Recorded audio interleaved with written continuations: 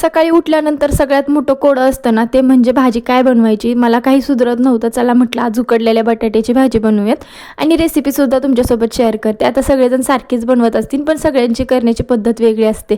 इथे ना तेलामध्ये मी जिरे मोहरी टाकली, ते छान असे तडतडले ना त्याच्यामध्ये एक मोठा आकाराचा कांदा घेतला होता, तो गुलाबी रंग होईपर्यंत परतला. त्याच्यानंतर थोडीशी आलं लसूणची पेस्ट आणि टोमॅटो टाकून मस्त असं मऊ होईपर्यंत त्याला शिजवून दिलं.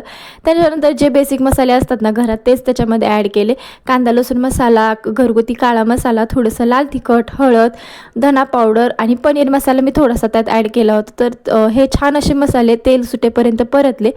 त्याला तेल सुटल्यानंतर आहे ना त्याच्यामध्ये मी जे बटाटे घेतले होते ना ते त्याच्यामध्ये ॲड करून त्याला 1 मिनिट परतून घेतलं. त्यानंतर एकीकडे आहे ना मी 1 ग्लास गरम पाणी करायला ठेवलं होतं, ते त्याच्यामध्ये टाकलं. गरम पाणी टाकलं ना भाज्यांमध्ये, भाजीला तरी खूप छान येते बरं का.